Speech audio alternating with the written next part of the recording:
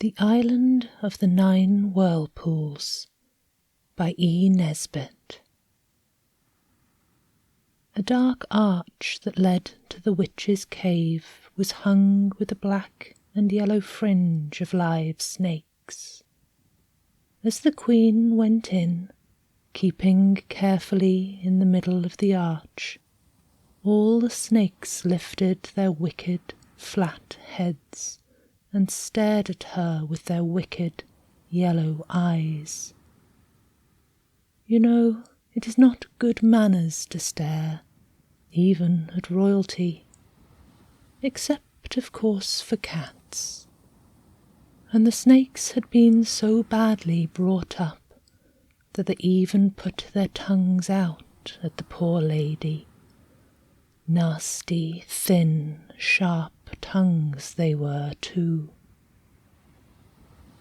Now, the queen's husband was, of course, the king, and besides being a king, he was an enchanter, and considered to be quite at the top of his profession.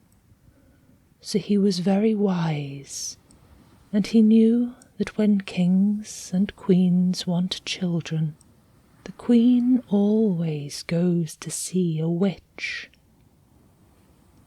So he gave the queen the witch's address, and the queen called on her, though she was very frightened, and did not like it at all. The witch was sitting by a fire of sticks, stirring something bubbly in a shiny copper cauldron. "What do you want, my dear?" she said to the queen. "Oh, if you please," said the queen, "I want a baby, a very nice one. We don't want any expense spared. My husband said—" "Oh, yes," said the witch, "I know all about him.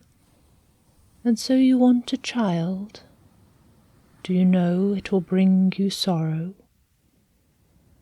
"It will bring me joy first," said the queen. "Great sorrow," said the witch. "Greater joy," said the queen. Then the witch said, "Well, have your own way. I suppose it's as much as your place is worth to go back without it." "The king would be very annoyed," said the poor queen.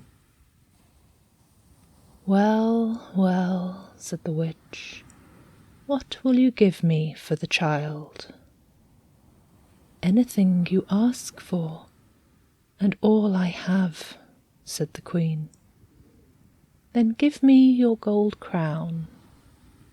The queen took it off quickly. "And your necklace of blue sapphires." The queen unfastened it. "And your pearl bracelets."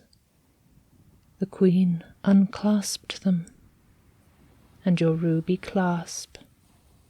And the queen undid the clasps. "Now the lilies from your breast." The queen gathered together the lilies. "And the diamonds off your little bright shoe buckles." The queen pulled off her shoes.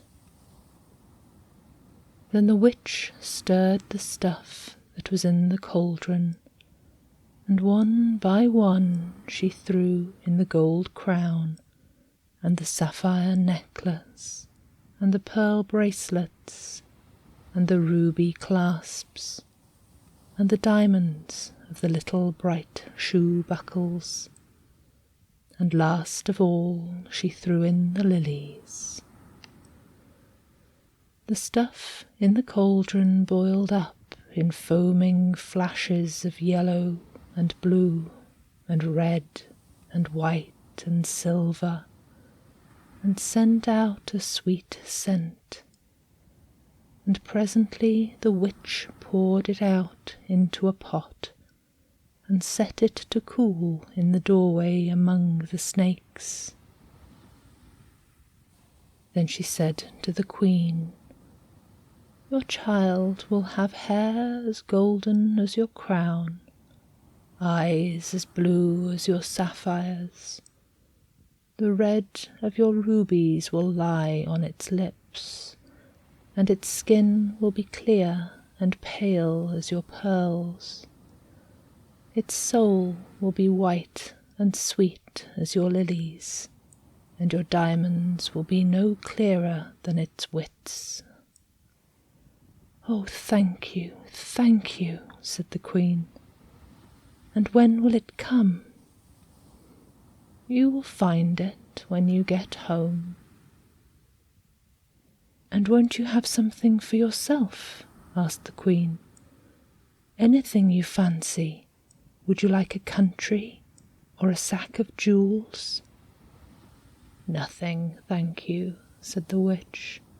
"I could make more diamonds in a day than I could wear in a year." "Well, but do let me do a little something for you," the Queen went on. "Aren't you tired of being a witch? Wouldn't you like to be a duchess or a princess or something like that?" "There is one thing I should rather like," said the witch, "but it's hard to get in my trade." "Oh, tell me what," said the Queen. "I should like someone to love me," said the witch. Then the Queen threw her arms around the witch's neck and kissed her 100 times. "Why," she said, "I love you better than my life. You have given me the baby, and the baby shall love you too." "Perhaps it will," said the witch. "And when the sorrow comes, send for me. Each of your 50 kisses will be a spell to bring me to you. Now drink up your medicine, there's a dear, and run along home." So the Queen drank the stuff in the pot, which was quite cool by this time, and she went out under the fringe of snakes, and they all behaved like good Sunday school children. Some of them even tried to drop a curtsy to her as she went by, though that is not easy when you're hanging wrong way up by your tail.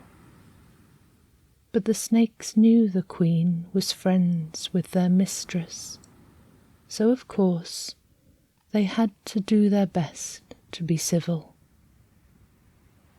When the Queen got home, sure enough, there was the baby lying in the cradle with the royal arms blazoned on it, crying as naturally as possible.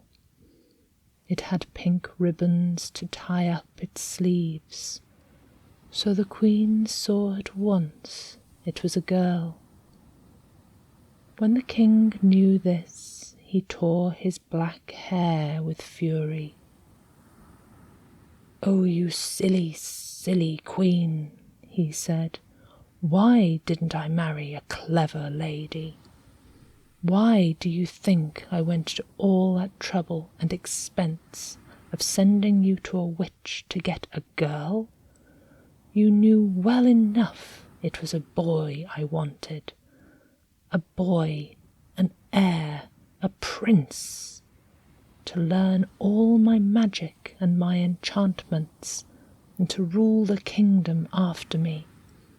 I'll bet a crown, my crown," he said. "You never even thought to tell the witch what kind you wanted, did you now?" And the Queen hung her head and had to confess that she had only asked for a child. "Very well, madam," said the King. "Very well. Have your own way, and make the most of your daughter while she is a child." The Queen did, All the years of her life had never held half so much happiness as now lived in each of the moments when she held her little baby in her arms. And the years went on, and the king grew more and more clever at magic, and more disagreeable at home, and the princess grew more beautiful and more dear every day she lived. The queen and the princess were feeding the goldfish in the courtyard fountains with crumbs of the princess's 18th birthday cake, when the king came into the courtyard, looking as black as thunder, with his black raven hopping after him. He shook his fist at his family, as indeed he generally did whenever he met them, for he was not a king with pretty home manners. The raven sat down on the edge of the marble basin and tried to peck the goldfish. It was all he could do to show that he was in the same temper as his master. "A girl indeed," said the king angrily. "I wonder you can dare to look me in the face when you remember how your silliness has spoiled everything." "You oughtn't to speak to my mother like that," said the princess. She was 18, and it came to her suddenly, and all in a moment, that she was grown up, so she spoke out. The king could not utter a word for several minutes, he was too angry. But the queen said, "My dear child, don't interfere," quite crossly, for she was frightened. And to her husband she said, "My dear, why do you go on worrying about it? Our daughter is not a boy, it's true, but she may marry a clever man who could rule your kingdom after you and learn as much magic as ever you cared to teach him." Then the king found his tongue. "If she does marry," he said slowly, "her husband will have to be a very clever man. Oh yes, very clever indeed. And he will have to know a very great deal more magic than I shall ever care to teach him." The queen knew at once by the king's tone he was going to be disagreeable. "Ah," she said, "don't punish the child because she loves her mother." "I am not going to punish her for that," he said. "I'm only going to teach her to respect her father." And without another word he went off to his laboratory and worked all night, boiling different coloured things in crucibles and copying charms in curious twisted letters from old brown books with mould stains on their yellow pages. The next day his plan was all arranged. He took the poor princess to the lone tower, which stands on an island in the sea, 1,000 miles from everywhere. He gave her a dowry and settled a handsome income on her. He engaged a competent dragon to look after her, and also a respectable griffin, whose birth and upbringing he knew all about. And he said, "Here you shall stay, my dear, respectful daughter, till the clever man comes to marry you. He'll have to be clever enough to sail a ship through the 9 whirlpools that spin around the island, and to kill the dragon and the griffin. Till he comes, you'll never get any older or any wiser. No doubt he will come soon. You can employ yourself in embroidering your wedding gown. I wish you joy, my dutiful child." And his carriage, drawn by live thunderbolts — thunder travels very fast — rose in the air and disappeared, and the poor princess was left with the dragon and the griffin on the island of the 9 whirlpools. The queen, left at home, cried for a day and a night, and then she remembered the witch and called to her, and the witch came, and the queen told her all. "For the sake of the 25 kisses you gave me," said the witch, "I will help you. But it is the last thing I can do, and it is not much. Your daughter is under a spell, and I can take you to her. But if I do, you will have to be turned to stone and stay so till the spell is taken off the child." "I would be a stone for 1,000 years," said the poor queen, "if at the end of them I could see my dear again." So the witch took the queen in a carriage drawn by live sunbeams, which travel more quickly than anything else in the world, and much quicker than thunder. And so away and away to the lone tower on the island of the 9 whirlpools. And there was the princess, sitting on the floor in the best room of the lone tower, crying as if her heart would break.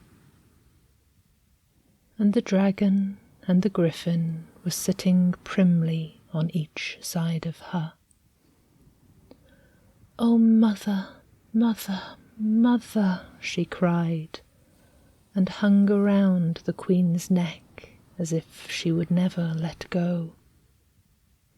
"Now," said the witch, when they had all cried as much as was good for them, "I can do 1 or more 2 other little things for you.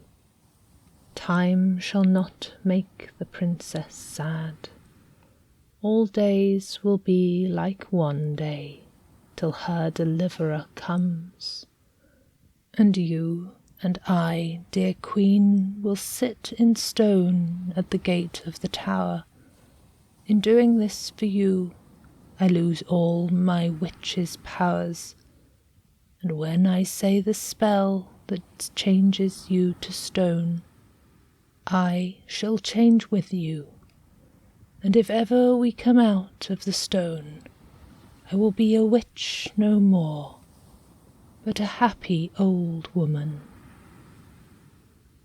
Then the 3 kissed one another again and again, and the witch said the spell, and on each side of the door there was now a stone lady. One of them had a stone crown on its head, and a stone sceptre in its hand, but the other held a stone tablet with words on it, which the griffin and the dragon could not read, though they had both had a very good education. And now all days seemed like one day to the princess, and the next day always seemed the day when her mother would come out of the stone and kiss her again. And the years went slowly by. The wicked king died, and someone else took his kingdom, and many things were changed in the world. But the island did not change, nor did the 9 whirlpools, nor the griffin, nor the dragon, nor the 2 stone ladies. And all the time, from the very first, the day of the princess's deliverance was coming, creeping nearer and nearer and nearer. But no one saw it coming except the princess, and she only in dreams.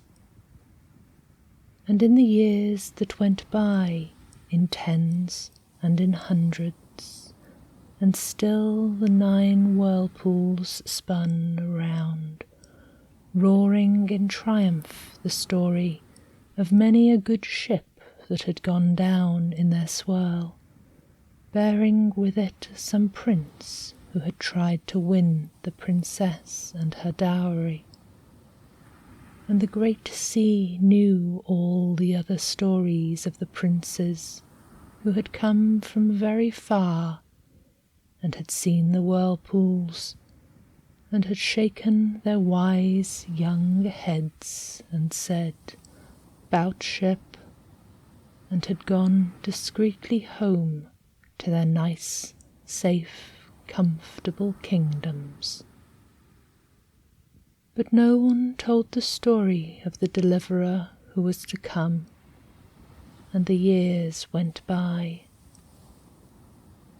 Now, after more scores of years than you would like to add up on your slate, a certain sailor boy sailed on the high seas with his uncle, who was a skilled skipper, and the boy could reef a sail and coil a rope and keep the ship's nose steady before the wind. And he was as good a boy as you would find in a month of Sundays, and worthy to be a prince. Now there is something which is wiser than all the world, and it knows when people are worthy to be princes. And this something came from further inside of the 7th world, and whispered in the boy's ear. And the boy heard, though he did not know he heard. And he looked out over the black sea with the white foam horses galloping over it, and far away he saw a light. And he said to the skipper, his uncle, "What light is that?" Then the skipper said, "All good things defend you, Nigel, from sailing near that light. It is not mentioned in all charts, but it is marked in the old chart I steer by, which was my father's fathers before me, and his father's fathers before him.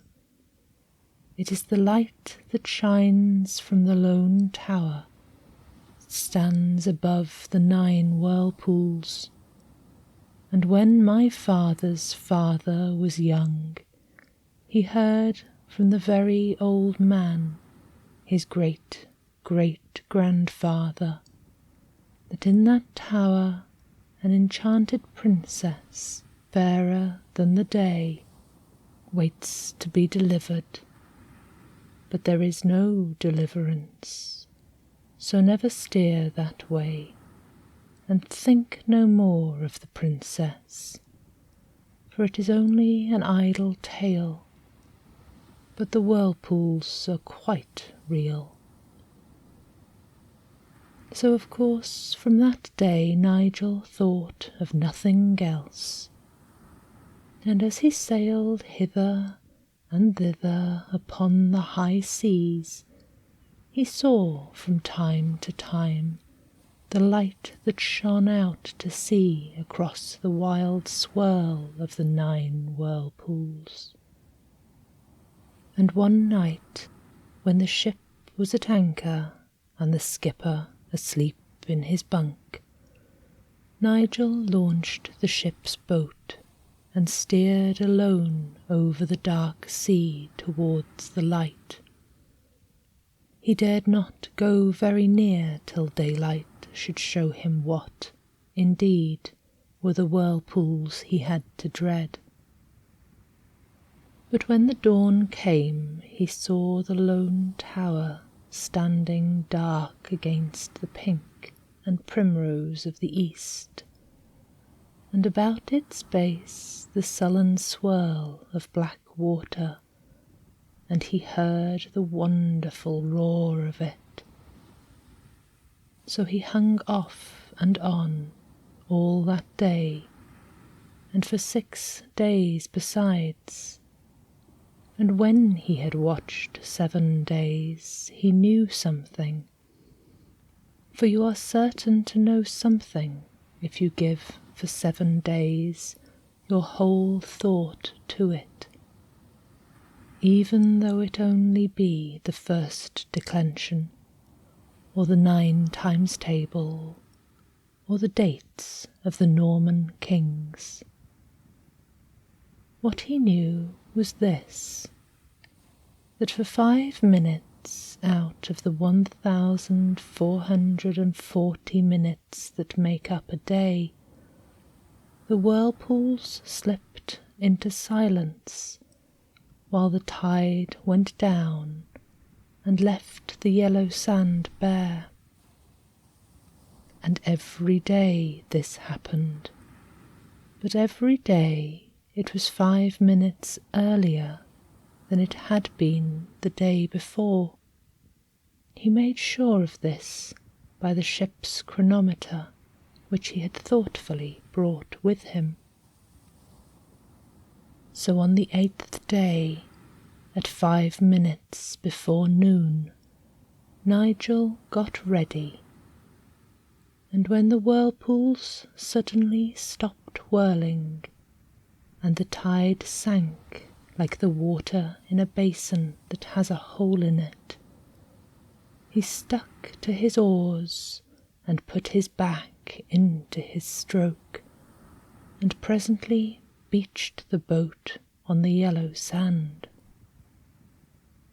Then he dragged it into a cave and sat down to wait. By 5 minutes and 1 second past noon, the whirlpools were black and busy again, and Nigel peeped out of his cave, and on the rocky ledge overhanging the sea he saw a princess as beautiful as day, with golden hair and a green gown, and he went out to meet her. "I've come to save you," he said. "How darling and beautiful you are." "You are very good and clever and very dear," said the princess, smiling and giving him both her hands. He shut a little kiss in each hand before he let them go. "So now, when the tide is low again, I will take you away in my boat," he said. "But what about the dragon and the griffin?" asked the princess. "Dear me," said Nigel, "I didn't know about them. I suppose I can kill them?" "Don't be a silly boy," said the princess, pretending to be very grown up. For though she had been on the island only knows how many years, she was just 18, and she still liked pretending.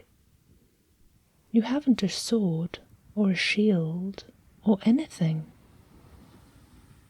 "Well, don't beasts ever go to sleep?" "Why, yes," said the princess, "but only once in 24 hours. and the dragon is turned to stone. But the griffin has dreams.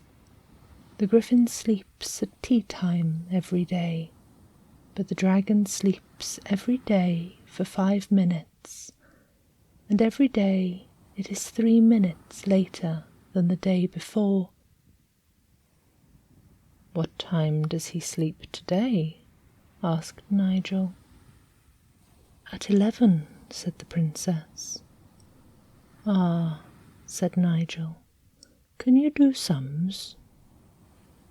"No," said the princess sadly. "I was never good at them." "Then I must," said Nigel. "I can, but it's slow work and it makes me very unhappy. It'll take me days and days." "Don't begin yet," said the princess. "You'll have plenty of time to be unhappy when I'm not with you. Tell me all about yourself." So he did, and then she told him all about herself. "I know I've been here a long time," she said, "but I don't know what time is, and I'm very busy sewing silk flowers for a golden gown for my wedding day, and the griffin does the housework. His wings are so convenient and feathery for sweeping and dusting, and the dragon does the cooking. He's hot, so of course it's no trouble to him. And though I don't know what time is, I'm sure it's time for my wedding day, because my golden gown only wants one more white daisy on the sleeve, and a lily on the bosom of it, and then it will be ready." And then they heard a dry, rustling clatter on the rocks above them, and a snorting sound. "It's the dragon," said the princess hurriedly. "Goodbye. Be a good boy and get your sums done." And she ran away and left him to his arithmetic. Now the sum was this: if the whirlpools stop and the tide goes down once in every 24 hours, and they do it 5 minutes earlier every 24 hours, and if the dragon sleeps every day and he does it 3 minutes later every day, in how many days and at what time in the day will the tide go down 3 minutes before the dragon falls asleep? It is quite a simple sum, as you see. You could do it in a minute, because you have been to a good school and have taken pains in your lessons. But it was quite otherwise for poor Nigel. He sat down to work out his sum with a piece of chalk on a smooth stone. He tried it by practice and the unitary method, by multiplication and by rule of 3 3/4. He tried it by decimals and by compound interest. He tried it by square root and cube root. He tried it by addition, simple and otherwise, and he tried it by mixed examples in vulgar fractions. But it was all of no use. Then he tried to do the sum by algebra, by simple and by quadratic equations, by trigonometry, by logarithms, and by conic sections, but it would not do.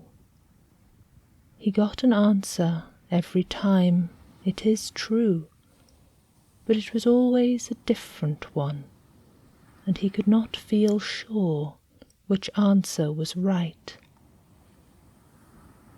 And just as he was feeling how much more important than anything else it is to be able to do your sums, the princess came back, and now it was getting dark. "Why, you've been 7 hours over that sum," she said, "and you haven't done it yet. Look here. This is written on the tablet of the statue by the lower gate. It has figures in it. Perhaps it is the answer to the sum." She held out to him a big white magnolia leaf, and she had scratched on it with the pin of her pearl brooch, and it had turned brown where she had scratched it, as magnolia leaves will do. Nigel read, "After 9 days, T2 24, D2 27 ands, P.S. and the griffin is artificial, R." He clapped his hands softly. "Dear princess," he said, "I know that's the right answer. It says R too, you see. But I'll just prove it." So he hastily worked the sum backwards in decimals and equations and conic sections and all the rules he could think of, and it came right every time. "So now we must wait," said he. And they waited. And every day the princess came to see Nigel, and brought him food cooked by the dragon. And he lived in his cave and talked to her when she was there, and thought about her when she was not. And they were both as happy as the longest day in summer. And at last came the day. Nigel and the princess laid their plans. "You're sure he won't hurt you, my only treasure?" said Nigel. "Quite," said the princess. "I only wish I were half as sure he wouldn't hurt you."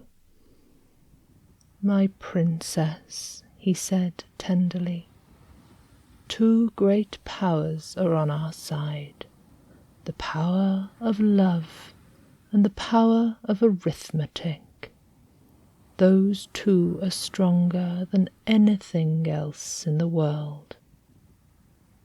So when the tide began to go down, Nigel and the princess ran out onto the sands, and there, in full sight of the terrace where the dragon kept watch, Nigel took his princess in his arms and kissed her. The griffin was busy sweeping the stairs of the lone tower, but the dragon saw, and he gave a cry of rage, and it was like 20 engines all letting off steam at the top of their voices in Cannon Street Station. And the two lovers stood looking up at the dragon. He was dreadful to look at. His head was white with age, and his beard had grown so long that he caught his claws in it as he walked. His wings were white with the salt that had settled on them from the spray of the sea. His tail was long and thick and jointed and white, and had little legs to it, any number of them, far too many, so that it looked like a very strange fat silkworm. and his claws were as long as lessons and as sharp as bayonets. "Goodbye, love," cried Nigel, and ran out across the yellow sand toward the sea. He had one end of a cord tied to his arm. The dragon was clambering down the face of the cliff, and the next moment he was crawling and writhing and sprawling and wriggling across the beach after Nigel, making great holes in the sand with his heavy feet. And the very end of his tail, where there were no legs, made, as it dragged, a mark in the sand such as you make when you launch a boat. And he breathed fire till the wet sand hissed again, and the water of the little rock pools got very frightened, and all went off in steam. Still Nigel held on, and the dragon after him. The princess could see nothing for the steam, and she stood crying bitterly, but still holding on tight with her right hand to the other end of the cord that Nigel had told her to hold, while with her left she held the ship's chronometer and looked at it through her tears as he had bidden her to look, so as to know when to pull the rope. On went Nigel over the sand, and on went the dragon after him. The tide was low, and sleepy little waves lapped at the sand's edge. Now at the lip of the water Nigel paused and looked back, and the dragon made a bound, beginning a scream of rage that was like all the engines of all the railways in England. But it never uttered the second half of that scream, for now it knew suddenly that it was sleepy. It turned to hurry back to dry land, because sleeping near whirlpools is so unsafe. But before it reached the shore, sleep caught it and turned it to stone. Nigel, seeing this, ran shoreward for his life, and the tide began to flow in, and the time of the whirlpool's sleep was nearly over, and he stumbled, and he waded, and he swam, and the princess pulled for dear life at the cord in her hand, and pulled him up on to the dry shelf of rock, just as the great sea dashed in and made itself once more into the girdle of 9 whirlpools all around the island. But the dragon was asleep under the whirlpools, and when he woke up from being asleep, he found he was drowned, so there was the end of him. "Now there's only the griffin," said Nigel, and the princess said, "Yes, only," and she kissed Nigel and went back to sew the last leaf of the last lily on the bosom of her wedding gown. She thought and thought of what was written on the stone about the griffin being artificial, and the next day she said to Nigel, "You know a griffin is half a lion and half an eagle, and the other 2 halves, when they've joined, make the Leogriff. But I've never seen him, yet I have an idea." So they talked it over and arranged everything. When the griffin fell asleep that afternoon at tea time, Nigel went softly behind him and trod on his tail, and at the same time the princess cried, "Look out! There's a lion behind you!" And the griffin, waking suddenly from his dreams, twisted his large neck around to look for the lion, saw a lion's flank, and fastened its eagle beak into it. For the griffin had been artificially made by the king enchanter, and the two halves had never really got used to each other. So now the eagle half of the griffin, who was still rather sleepy, believed that it was fighting a lion, and the lion part, being half asleep, thought it was fighting an eagle, and the whole griffin in its deep drowsiness hadn't the sense to pull itself together and remember what it was made of. So the griffin rolled over and over, one end of it fighting with the other, till the eagle end pecked the lion end to death, and the lion end tore the eagle end with its claws till it died. So the griffin that was made of a lion and an eagle perished, exactly as if it had been made of Kilkenny cats. "Poor griffin," said the princess.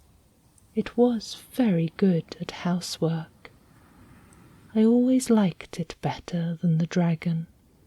It was so hot-tempered. It wasn't so hot-tempered." At that moment there was a soft, silky rush behind the princess, and there was her mother, the queen, who had slipped out of the stone statue at the moment the griffin was dead, and now came hurrying to take her dear daughter in her arms. The witch was clambering slowly off her pedestal. She was still a little stiff for standing for so long. And when they had all explained everything over and over to each other, as many times as was good for them, the witch said, "Well, but what about the whirlpools?" And Nigel said he didn't know. Then the witch said, "I am not a witch any more. I'm only a happy old woman, but I know some things still. Those whirlpools were made by the enchanter king's dropping 9 drops of his blood into the sea, and his blood was so wicked that the sea has been trying ever since to get rid of it. That made the whirlpools. Now you've only got to go out at low tide." So Nigel understood, and went out at low tide, and found in the sandy hollow left by the first whirlpool a great red ruby. That was the first drop of the wicked king's blood. The next day Nigel found another, and the next day another, and so on, till the 9th day, and then the sea was as smooth as glass. The 9 rubies were used afterwards in agriculture. You had to only throw them out into a field if you wanted it ploughed. Then the whole surface of the land turned itself over in its anxiety to get rid of something so wicked, and in the morning the field was found to be ploughed as thoroughly as any young man at Oxford. So the wicked king did some good after all. When the sea was smooth, ships came from far and wide, bringing people to hear the wonderful story. And a beautiful palace was built, and the princess was married to Nigel in her gold dress, and they all lived happily as long as was good for them. The dragon still lies, a stone dragon, on the sand, and at low tide the little children play around him and over him. But the pieces that were left of the griffin were buried under the herb bed in the palace garden, because it had been so good at housework, and it wasn't its fault that it had been made so badly and put to such poor work as guarding a lady from her lover. I have no doubt that you will wish to know what the princess lived on during the long years when the dragon did the cooking. My dear, she lived on her income, and that is a thing that a great many people would like to be able to do. Peaceful slumbers. Sleep sweet.